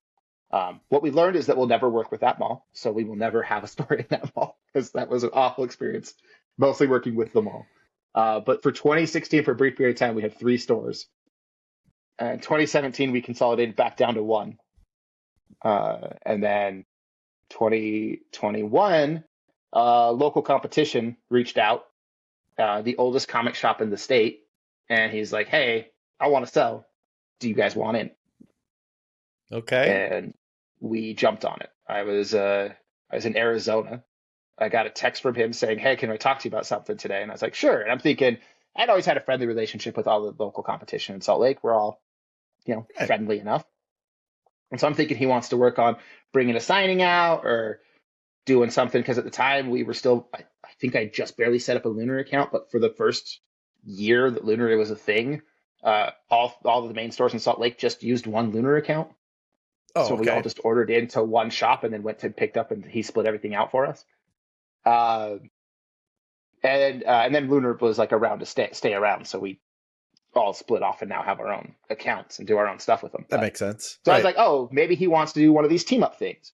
And he calls me and just goes, oh, I'm looking at selling. I want out. And I said, oh, okay. Send me the numbers. And so that was a Sunday night. I got the numbers on Monday. Monday night, we confirmed the price. We drove back from Phoenix that following Friday, signed paperwork saying that we were in. The Friday after that, we signed the final paperwork to say that we had purchased the store. So we went from not even knowing it was for sale to 2 weeks later owning the oldest comic shop in the state. Which is called? Dr. Voltz Comics. And it's weird. It was born in, it's 34 years old. It came out the same year I was born. And it's weird to own a shop that is the same age as you. You boys do work fast. That is for sure. Yeah. So now now it's the 3 stores. You still have the outlet or? So 2017, we closed the outlet store in Tooele, closed down the other store. We were 1 store from 2017 to 21. In 2020, we decided we were going to expand our main store and add a cafe, which still hasn't happened. That's another subject. It's hard. Oh man, it is brutal. But part of the expansion, it took 6 months or a year to finalize the lease negotiations on getting an expanded space, which is actually why we were in Phoenix when I got the call from Dr. Voltz saying that they were wanting to sell. We were in Phoenix because we had to go to the mall's parent company directly to get a meeting. Wow. Because the people locally weren't talking to us enough. So we pushed our way into the mall's corporate offices to force a meeting to tell them to give us a yes. And we signed a lease while we were there. Then we come back, we signed an expansion lease. to go from 3,000 square feet to 6,000 square feet. And then we came back, and that next week we bought Dr. Voltz. And then when we started construction on the expansion, during that time, we found out that there was some stuff that happened with the sewage district that made it so that the expansion space that we wanted wouldn't work. So we put $15,000 into demo and starting construction on the space that turns out our contractor didn't put the correct permits in for, and what we wanted to do with the space wouldn't work. So we had to go back to the mall and negotiate a different lease for a different location. Oh my God. Ultimately ended up that we got a 9,000 square foot location for the same price that we had negotiated a 6,000 square foot location for. Oh, all right. So worked out okay for us, but was there already there drainage? was already a tenant. No. And there was already a tenant in that location. And that tenant that was in that location was there for 25 years and hadn't done a single piece of upkeep to the actual physical location. Ooh. So we had to dump a whole bunch of money into fixing things that we didn't realize were broken. Yeah. Like, there's no HVAC on the unit at all. Doesn't exist. That feels that's a little important. Yeah. Yeah. So we're just barely getting that installed this week. Actually, we've been in the new space for over a year, but that was a 3-year process to get all that stuff done. During that time, we built Dr. Voltz. We also saw an opportunity and opened our 3rd store while the first store was expanding. So we ended up going through our main store expanding, ended up going through 3 different contractors before we finally found someone who was good. We got fired by one, we fired one, and then found another one that actually got it done. We went to our Orem store, which is down in Provo area by BYU. That's the new store that we opened, and we got that built. That was supposed to open in holiday. We signed a lease in August 22. It was supposed to open by holidays 22. The contractor screwed us around a lot and kept lying to us and kept telling us the mall was stopping him from doing things. And then we find out that he's telling the mall that we're changing our mind and won't let him do things. And so 3 months go by that we had negotiated 3 months free for build out, and those 3 months are up, and we have nothing. There's barely any demolition done. So finally fired that contractor, hired a new one who couldn't start till the first of the year. So now we're into December of 22. We have to pay on a lease now. Yeah, a 10-year lease that we signed. God. And we have to pay on it on an empty space. And the contractor gets in there and isn't able to finish it till April. So he gets in there in January and takes 3 months to do it. So we have to pay for 4 months for an empty space. An empty mall space, which is... Yeah, it was not cheap. No. Is about... That space is... I don't know. I don't know if Roger wants me to put numbers in or not, but I don't really care. Space is about $10,000 a month, just shy. Jiminy. Yeah. Okay. All right. Yeah, that was fun. Listen, it says a lot about you. You've been able to weather that, though. And still think it's a good idea to open a 3rd store. You know? Well, that was the 3rd store. That was we were happy to win that because we had signed the lease on the 3rd. So what we did is we opened. I'm gonna need a flow chart. Hang on, I'm making a whiteboard out. It's a So 13 we opened West Valley. Got it. Okay, 15, great. 15 we opened Tooele. 16 we opened in Southtown. 17 we closed Tooele and Southtown, and now we only have West Valley. 21 we buy Dr. Voltz. Gotcha. 23 we open in Orem. Gotcha. So that's our 3rd store. Is April of 23 is because Dr. Voltz is still open too. This year we moved our Dr. Voltz location from its old home for 30 years over to downtown Salt Lake, over in the Gateway Mall, downtown Salt Lake. So a little bit better of a foot traffic area. The strip mall it was in was kind of old and failing, and the neighborhood just had no foot traffic or walk by traffic. So we moved the books to where people are. I learned something throughout all of this process and having different shops and being in different areas. Because when we bought Dr. Voltz, it's more of a straight old school comic shop. And we are a pop culture store is what I'm good at. I've learned that I'm good at building a store that people want to come back to. My portion of retail is I can build a very good looking store. I can build a store that people want to come back to. And we've also learned that what you're dealing with in retail is your marketing and your rent budget are the same budget.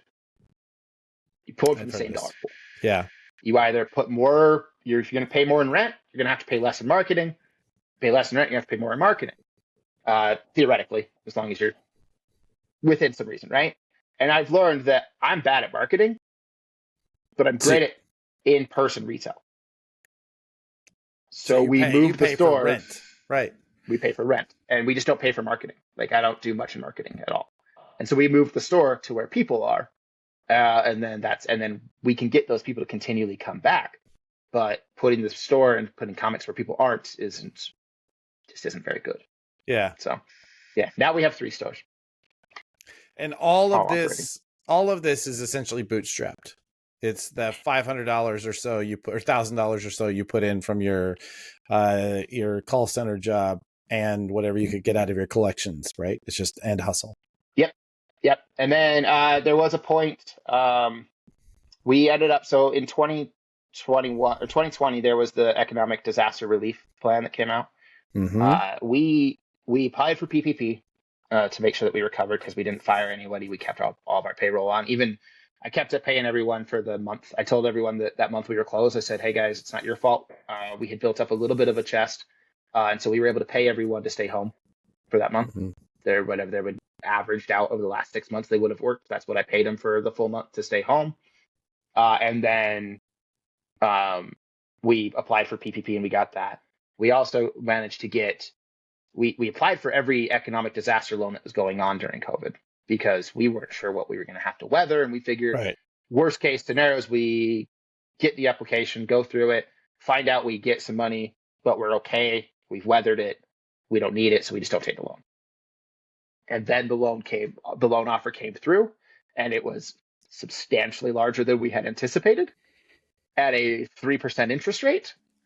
So it was hard to say no to that. So we took that. And ultimately, that's what bought us Dr. Voltz.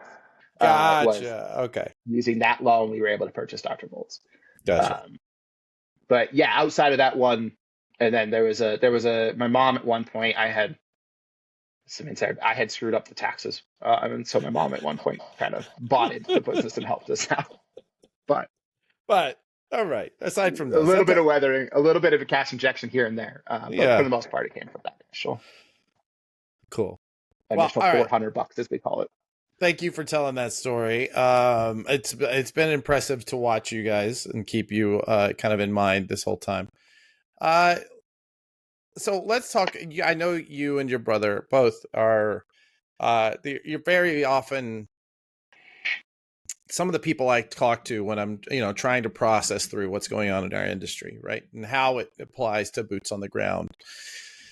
And so when I, started off looking at building this data project, which we just announced last year and last week in New York Comic Con, you guys were a big part of that. Roger was a big part of that conversation of trying to get a feeling for what this could be, why it should be something more than it was, in order to bring it back.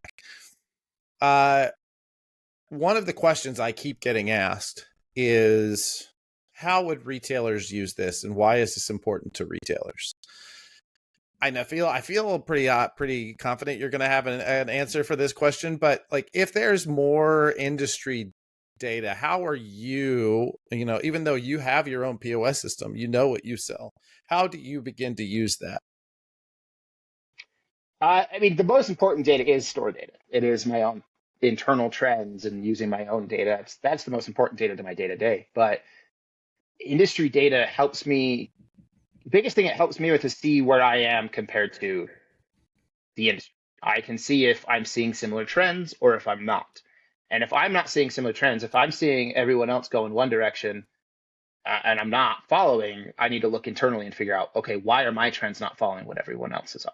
And that's good or bad. Like, there's been times where the whole industry's, this guy is following, everyone's failing, and we aren't.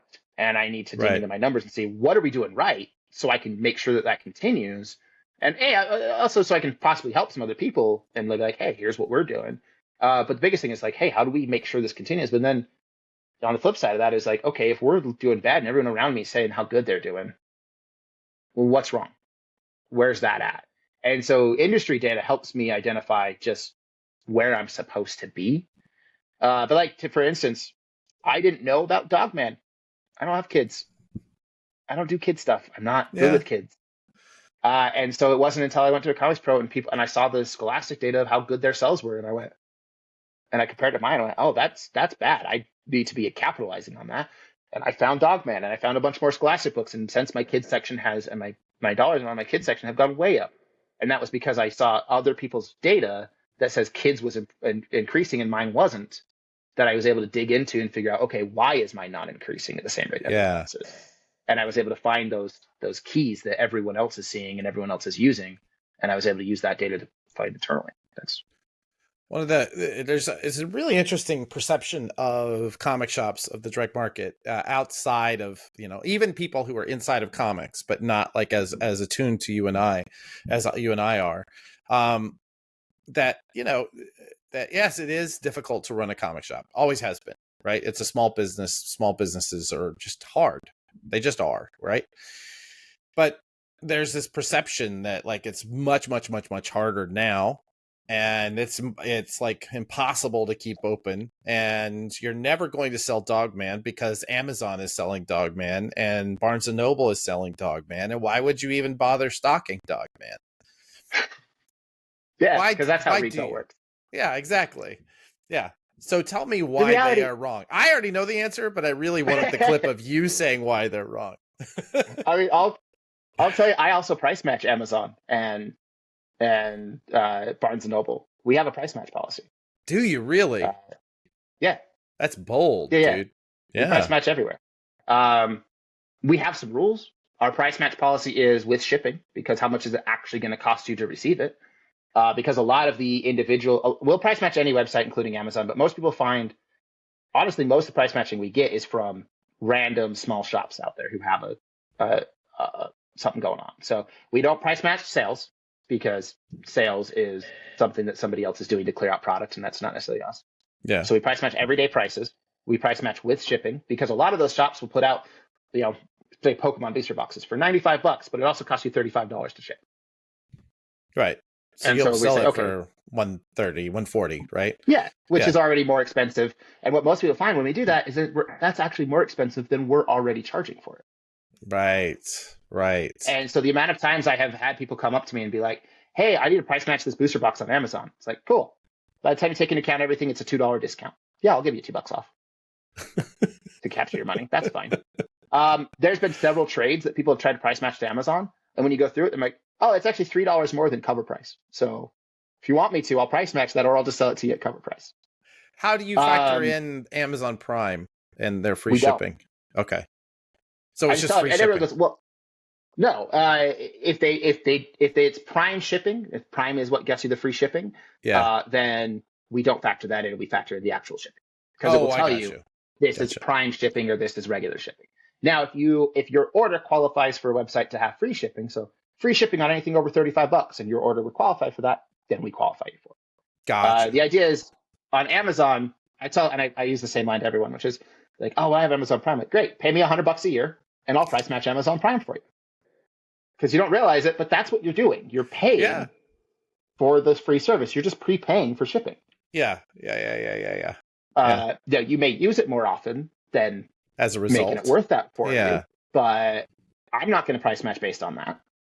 And so most of the time, having a price match policy just allows me to advertise that we have a price match policy. Yeah, that's true.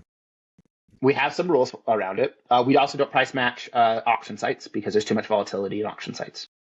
So we have to price match everyday pricing with shipping, and it has to be in stock. It can't be an out of stock thing. It's like, they sold out because it was too cheap. That's how it works.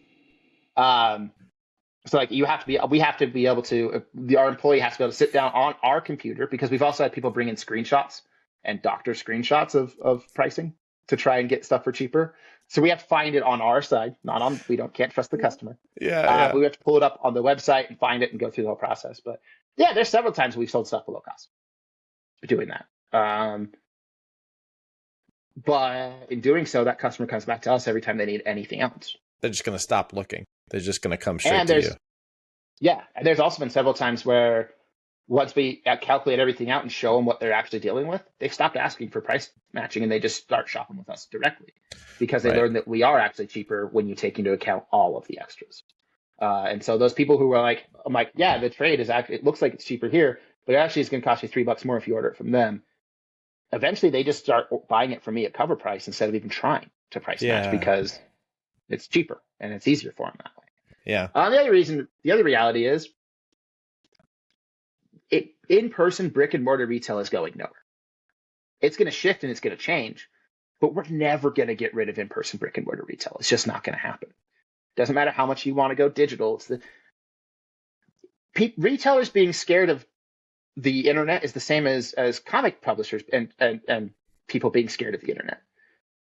Yeah, it shot up to a very large, a decent chunk of the, digital comics shot up to a decent chunk of the overall comic market. And then it plateaued and it didn't go anywhere. Yeah. And online sales continues to increase, but so did just sales. Like big box stores, you have your JCPenney's, your Macy's, those are going to go away because the only reason you went to them ever was to get everything in one place. And that's what Amazon is now.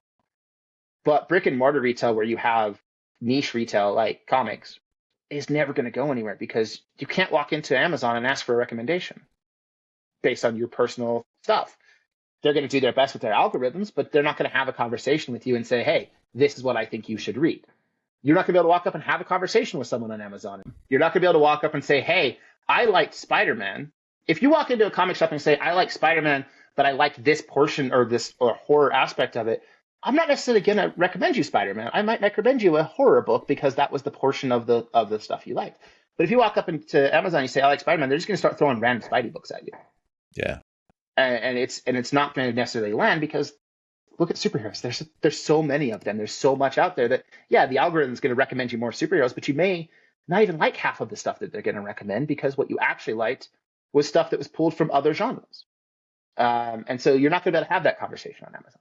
You're not going to be able to, you can go to Barnes & Noble and maybe have that conversation if the person working there happens to know something. But realistically, retail is just going to shift into niche retail, more mom and pop, and we're seeing a cycle of going back to what retail used to be before the big boxers took over. We're just going to see a lot of small shops, a lot of mom and pop shops, and a lot of shops with passionate people in them selling the stuff that they love. That's what retail is going to turn into. Also, event-based retail is going to stick around because you can't play card games online. You just can't. It's just not the same. It's just not the same as playing physical card games with somebody across the table from you. I will say that I have this regular speech when people ask me, why I focus so much of my time and attention on the direct market. One, it's bloom. I bloom where you is planted, but B, that's the only retail sector I've been able to find that has not shifted in like nearly 20 years. Like the number of store count has really remained consistent, up or down maybe 4% for like 18, 19 years. Yeah. Yeah. Wild. Especially I think it should grow. I do too, please. And I think you're right. I think especially as even the creation of art starts to become more and less human, right? With AI, right? That this big risk that art is going to be less human. I think we're going to want more human interaction, not less. I think we're going to want that interaction with the relationship with the person selling it to you, not ease. We've made it as easy as it possibly can get. Now the only way to compete is to be a person. Yeah, and honestly, my sales number post-COVID reflect that exactly. Yeah. COVID, you were locked in your houses. You didn't do anything. And to be fully honest with you, our sales numbers internally, there's a reason we were able to expand to 3 stores right after COVID, because our numbers tripled. We're on an average on a monthly basis. We now do 3 times the sales we were doing pre-COVID. And are they stayed at tripled? Yeah. Nice. Yeah. Nice. Our overall, I mean, when everyone else, and this is where the data comes back to having grander industry data is nice, because everyone else was showing 15 to 20% drops from 22 to 23, and we were 3%. Oof. Good for you. So we were able to weather that a lot better. And so we were able to dig into like, okay, what's going on? What are we doing that's working? And I think in that situation, what we did was working was diversification. We carry a little bit of everything. Like the Nerd Store brand, we call it a pop culture store more than a comic shop. All right. We do have the majority of our stores is dedicated to comics, but we sell toys, we sell games, we sell apparel, we sell stuff that when you're walking through a mall and you happen to know somebody who is a nerd, you're going to want to buy them something from our store. Like we're a huge Christmas shopping destination because people are like, oh, that's where I can go to find anything for this person that I know. One stop, I can go there. Gotcha. Yeah. Yeah. But again, that's also why in-person retail ain't going anywhere, because that person's going to walk into my store and they're going to say, hey, I've got a friend who likes, I mean, a lot of them's like, I've got a friend who likes these 3 things. What do you have?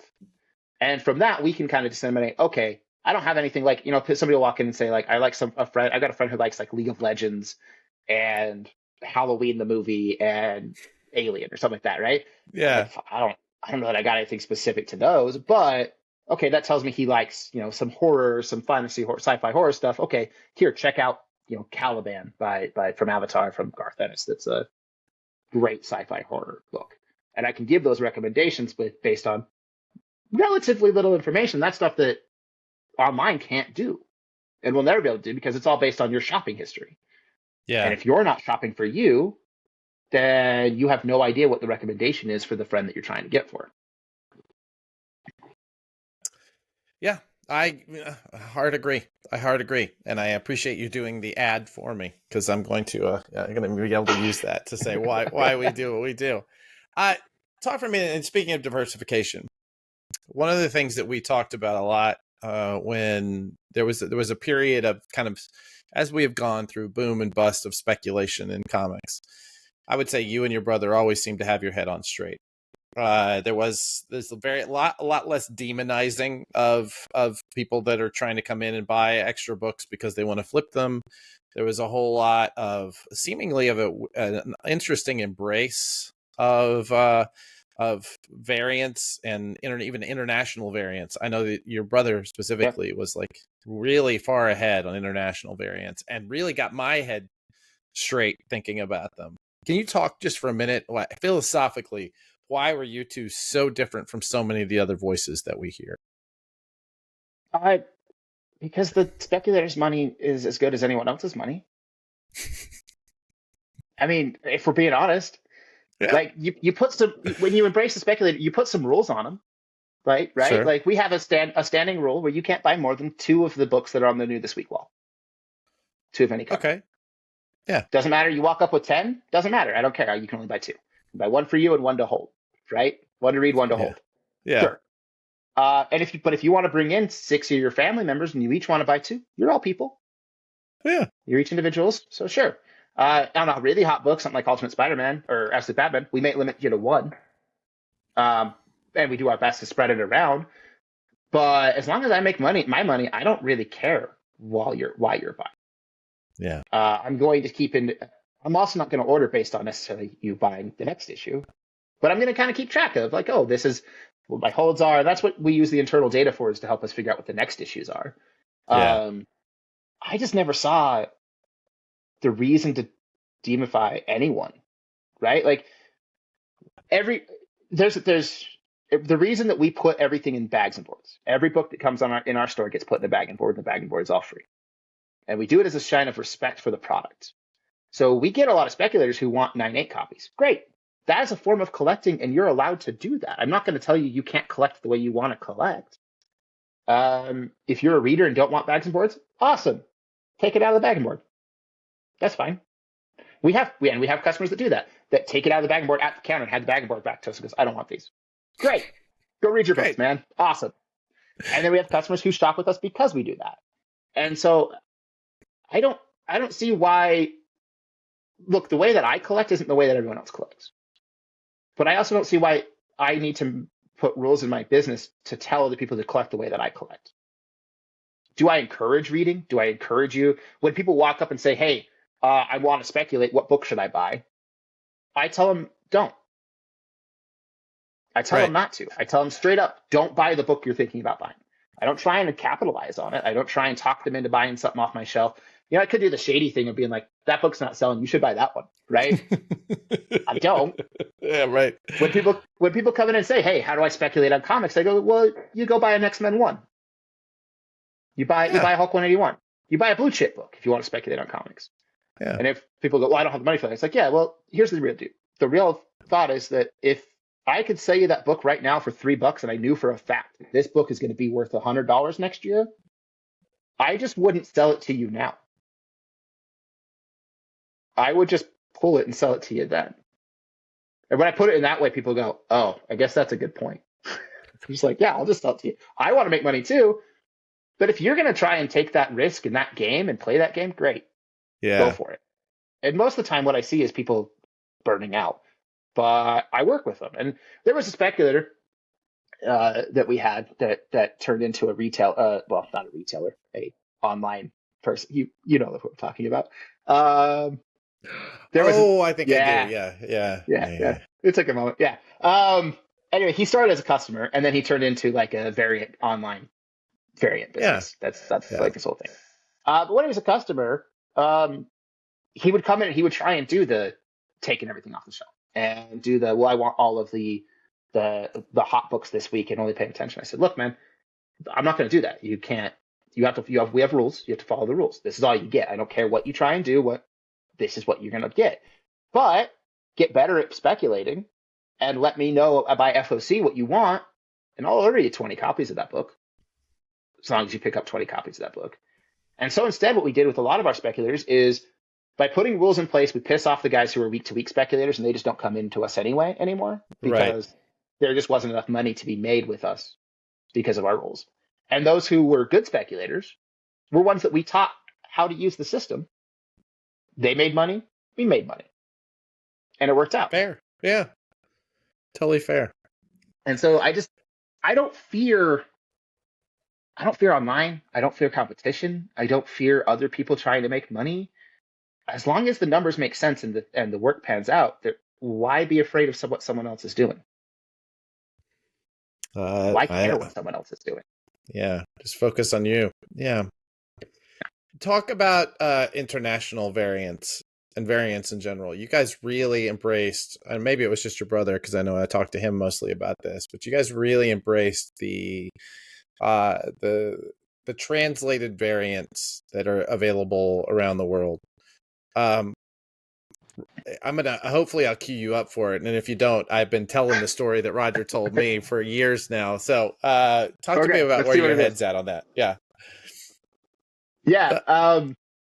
We definitely brought in, I mean, at one point, I think we were the largest importer of comics in the States from internationally. Yeah. We're not anymore. We've put a bit of a pause on that as we've reshifted and focused on other things. But at one point we were bringing in hundreds of books. There was a point when we were bringing in a couple thousand books from Russia a month. But yeah, ultimately what happened is in 2020, for my 30th birthday, I went to Denmark. And when I was in Denmark, the one thing I wanted to do was go to a comic shop. So I found a comic shop that had everything in Danish. And I dove their 50-cent bins for like 3 hours and just pulled out a bunch of stuff that I thought was cool. Turns out I got the first appearance of Rogue in Denmark, which is an entirely different cover than the American version.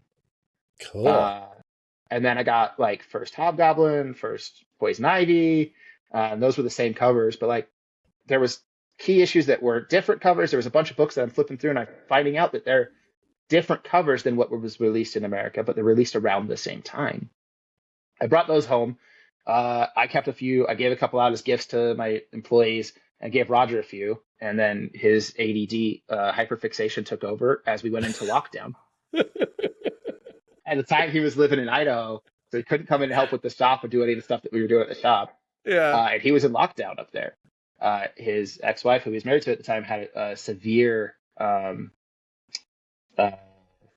can't think of, autoimmune diseases. And so, like, the risk of COVID was super high. So he wasn't locked. Yeah. Locked. And the only thing he could do was, like, he just saw these cool variants. So he started researching them and started digging into the internet and started joining Facebook groups and talking to people, and got to a point where we found out way before most of the people did, about like the Mexican Spider-Man wedding issues, and the whole fact that in Mexico, after 121, they didn't kill off Gwen Stacy. They kept Gwen Stacy alive for 40 something issues, Mm-hmm. and just produced new comics. Where at one point Vampirella shows up because why not? Because It's Mexico, and they could. yeah, And they're officially licensed Marvel Comics.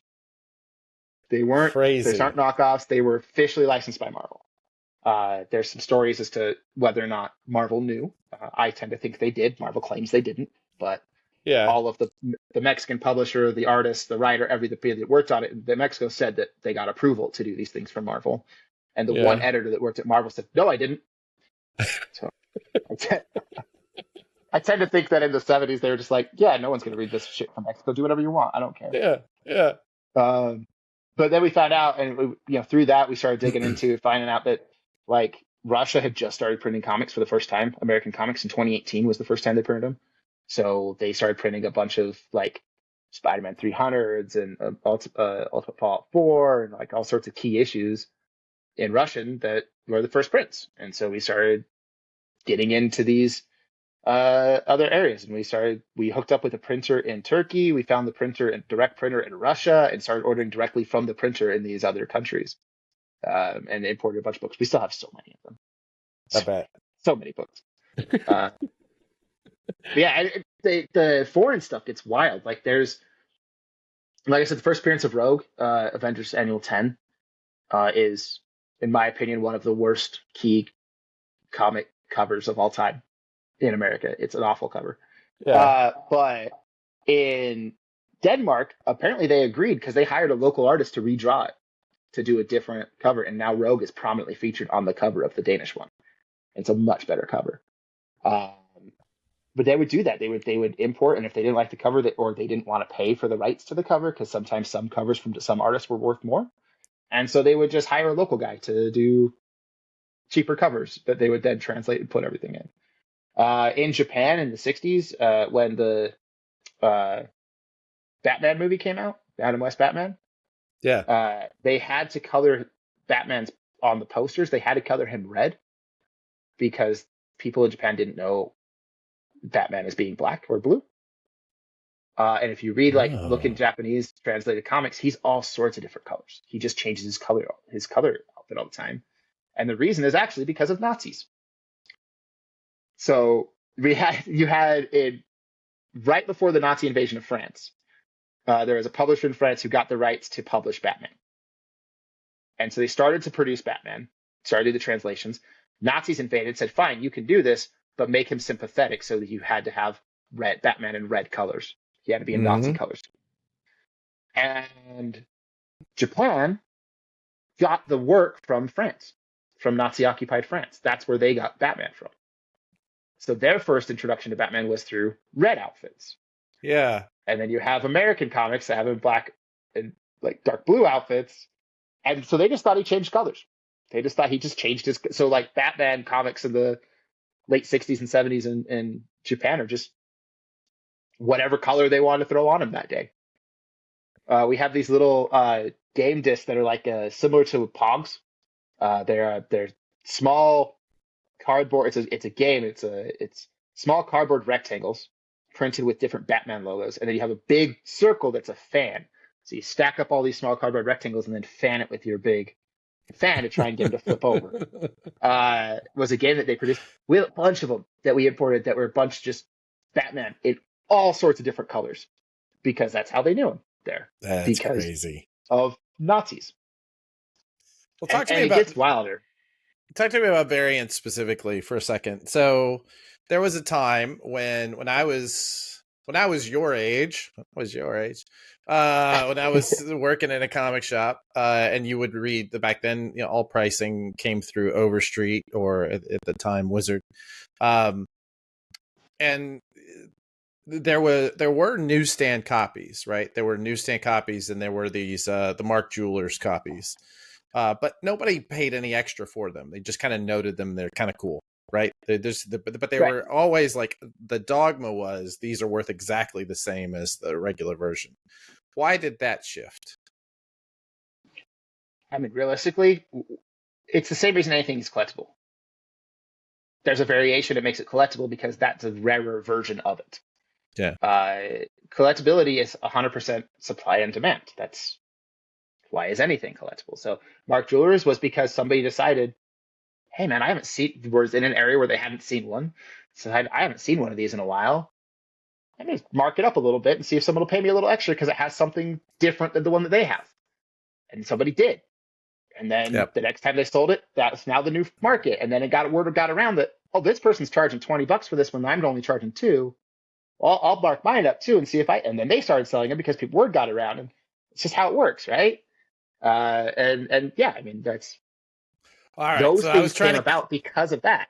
But I was if trying to cue you up for Roger's explanation, which I'm now going to give to you because I loved it. Okay, I don't know his explanation. He said, and he's not here, so I should probably just claim it as my own. He said that, you know, my generation of collectors, we didn't have variants. It was always a single cover, right? And the single cover was the cover of that book. So when you saw that cover of that book, you knew that you were getting that key of book. And the variation was really about the grade of the book. And so we didn't like variants. We didn't like the variations of newsstands or Mark Jewelers because this is the book. He said, but then a new generation was trained, really beginning with Legends of the Dark Knight, that there are multiple covers to the same book and that you can choose your cover to that book. And that led to an entire generation of collectors that embrace covers, right? They embrace the variation. And that's part of what led to the newsstand drive. That's what led to the Mark Jewelers drive. That's what led to the international drive for these books, because you're looking for the variation. You're looking for what makes it unique and different. And I don't know, I loved that, and I've repeated it probably 100 times. And I'm going to start doing it just as myself. This is my last time giving you credit, Roger, because you didn't show up. All right. We started this conversation off with news about Diamond. The entire time you and I have been in comics, for me longer than you, obviously, but Diamond had a monopoly right up until the COVID shift, right, into Lunar and then PRH. Now, for the first time, really, with the news of today, it feels as though we're on a timeline where there could be no Diamond. There could be no Diamond Comics distribution. The company will still be there. They'll still be distributing toys and whatnot. They still have a giant warehouse in Olive Branch, Mississippi that needs shit to go through it. But it's possible that there won't be a previous catalog at some point in the not too distant future. How would that affect your business? I mean, it's hard to say to see a landscape without Diamond entirely. I think that reality is I would just shift to whoever the new distributor is. Because we are a pop culture store, because we deal in more than just comics, from the get of the store, I've been dealing with 40 plus distributors from day one. So when the Diamond split happened and Lunar popped up and PRH popped up and everyone's like, I got to do all this stuff with multiple distributors. I'm like, yeah, I mean, it's annoying, but I've been doing it. It's just one more. And if Diamond goes away, I think it's bad for the industry if Diamond goes away. I think Diamond gets way too bad of a rap. I don't think they get nearly enough credit for all the good they have done to the industry. And I think as a whole, it is a bad thing for Diamond to die. How it will affect me personally is I'll order my books from someone else. Yeah. I think that if Diamond is smart, that they would shift. They'll roll Diamond and Alliance into the same company and start to distribute comics specifically, mostly to game stores who don't want comic distribution channels, but are able to start offering hold services and stuff and start to put comics into where people are and more in front of people, and make it easier for those stores to order. Because as a game store, if somebody walks in and goes, hey man, I want to order my comics for you too. You're not going to set up another channel, another distribution channel for one dude. But if the guy walks in and you can get it through the same place where you're already ordering all your games, yeah, man, I'll throw a copy of that on for you. And then eventually you're building a hold service because it's a lot easier. And if they're smart, that's what I would do, is roll the two companies together, make everyone have the same accounts, and then put games in front of comic shops and comics in front of game stores and stay as a sub distributor essentially. But that makes a lot of sense. I think that there's a whole lot of overhead that goes with producing that catalog and having all of that back end infrastructure that it doesn't pay all that much. They're getting pennies on the dollar that you're getting a $0.50 on. Right. So yeah. What do you think? So that obviously is not it. What do you think is the biggest risk facing the direct market today? I think it's barrier to entry. I think we, as an industry, make it incredibly difficult for new people to join our industry. And because of that, you run into situations of a slowly dying market, or what people say is slowly dying, even though data suggests otherwise. But I think a lot of what we get is a lot of people saying that it's dying, and it's because we're not getting new blood in. We're getting just the same people. We're all fighting over the same pie. Each publisher, it feels like the pie is growing slightly, but each publisher is fighting over the same $20, and it's just getting handed around from publisher to publisher, depending on what big book they release that one. I've said it for a long time, and I'll still say it. I don't think there's a reason. I can't understand and verify there's a reason that we can't hit 90s numbers on a sustainable basis in this industry. It's just a medium. It's why are comics so a niche medium when in reality is they're just novels. They're just a different way of telling a story. Novels aren't a niche medium, but you see those everywhere. Everyone's got novels. You see them all over the place. People read, and then there's some stuff changing in the industry. But I'm gonna maybe push back a little bit and say I'm having a hard time thinking of any environment I've been in the last year, 2 years, where there were novels, but there were not graphic novels. I mean, I went to several bookstores in the airports and didn't see graphic novels. Oh, well, then maybe it's just the one. Maybe I'm just going to too big of an airport. All the bookstores I've been in airports lately have had, I mean, even big displays of stuff that you wouldn't expect, like would have been just super niche, in stores, with a stack of them on display. Yeah, the only display of graphic novels I saw recently was a relatively small end cap, like not even an end cap. It was an addendum to an end cap. That held 6 books, and it was all $45 Epic collections for Marvel. Yeah, well, which isn't how you get new people into the industry. That's not what gets new people in. No one wants to.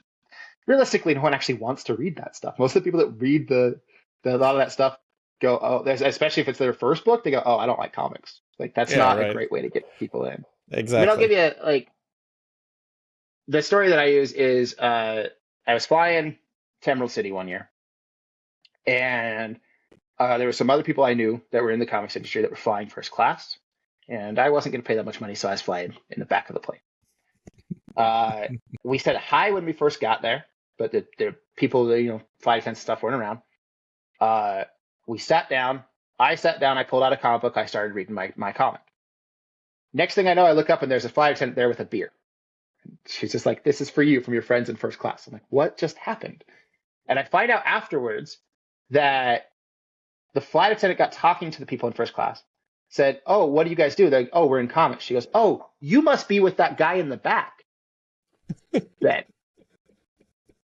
Now, you tell me if I'm reading a magazine or a book and someone says I'm in publishing, they're automatically going to go, "Oh, yeah, you're with the weird dude in the back that's also reading a book." I just think that's less, I don't know when that was, but I will say that's, I don't know. Maybe it's just because I live in New York. Maybe it's because I fly big international airports. Maybe it's because of that. But I see people reading comics everywhere these days. Good. So much so that it's not even notable anymore. It's like, oh, yeah, of course that guy's reading Walking Dead. Look at him. He looks like Charles, so. Weird bearded dude that's probably homeless but isn't. How big This is usually where I say, ask what's the biggest risk, and then you give your answer, and then I say what brings you hope. And it sounds to me like you're just a ball of hope. What if I got to flash forward? So you started the shop in 2013, 11 years ago. I flash forward 11 years from now. What does the nerd store empire look like? That is up in the air. There's a whole lot Uh, we have a lot of plans. I will say that right now things are tight. We're trying to get some stuff under us. We're trying to get our feet under us. The expansions, the new stores, the moving the stores. Every time we feel like we're about stable, something else comes up. So I think for the next little bit is going to just be expansions. We're focused on just kind of stabilizing, getting real granular, and really building a stronger base. We grew to 3 stores so quickly that it feels like a lot of the base of the structure was put together just patchworked. And yeah. so the next couple of years, my goal is to go in and fill in all those little gaps and get that base really secure before I expand from there. But yeah, I don't see this industry going anywhere. I don't see anything going down. I only see going up. I mean, in our West Valley location, it's less so now, but I think we're at 50% new of our hold customers were people who'd never read a book before they walked into our store. So that brings me a lot of encouragement that people are finding comics for the first time still, and we still have growth to be done. So 11 years from now, maybe it's 3 giant stores. My West Valley store just expanded to 9,000 square feet, so we're sitting on a pretty big one. My smallest of my stores is 3,500 square feet now. Yeah. So That's not maybe small at we all. expand those. Yeah. No, they're decent size. Maybe expand those. Maybe we get bigger. Um, You know what I love about Probably that more. stat you just gave a minute ago? If I remember right, you're saying that 50% of your hold customers, people who come in for subscriptions, hadn't read comics before they came to your store. So 50% of, I'm going to assume it's a sizable number to keep you going. 50% of them, you created the comics fan out of that person. I cannot think of a better way to end this episode. I think that brings me hope, is the fact that you're out there doing that work. Tell We people, we did yeah, we did a beer fest. We have a concept of that we're calling it's in a comic book concept of just putting comics where people are. And I think part of the problem is that as an industry, again, going back to the barrier to entry, as an industry, we have put comic shops in out of the way strip malls in places where people aren't and expected comic people to find us. But we're not putting comics in front of people. We're not going out much, and we're doing a lot at cons and this stuff, but you have to know about comics before you find a comic shop. And there's a reason that Barnes and Noble was my first experience because I didn't know where comic shops were. I didn't know comic right. shops were a thing. I just happened to be out and there was a comic. So we're doing this thing where we want to put comics where people are. We went to Beer Fest. We took a curated selection of just graphic novels and a couple single issues, stuff that we're like, hey, this is good stuff. This is weird stuff. Very little of it was superhero. It was mostly all non-Marvel, non-DC. We had a little bit of Marvel DC representation that we thought was the best of the best, but outside of that, very little of that was that. And at Beer Fest, it was a small fest, like there wasn't a lot of people. We were kind of tucked in the corner. But of the people who engaged with us, we had a 40% conversion rate, approximately, of people engaging to purchasing their first comic, to purchasing a comic. Of the people who bought comics from us that weekend, only one expressed that they had ever purchased a comic before. Dude. So we just need to put comics, as an industry, we need to get comics where people are and stop just advertising in the same places and to the same group of people. It is so hard to introduce people to new books when they go to the only way they know about it is they go to the theater, they watch Avengers, and they go, yeah, this is what comics are. I don't need comics anymore because I have my superheroes covered, so I no longer need to find my superhero fix. I'll watch it at home. I'll watch it on the big screen.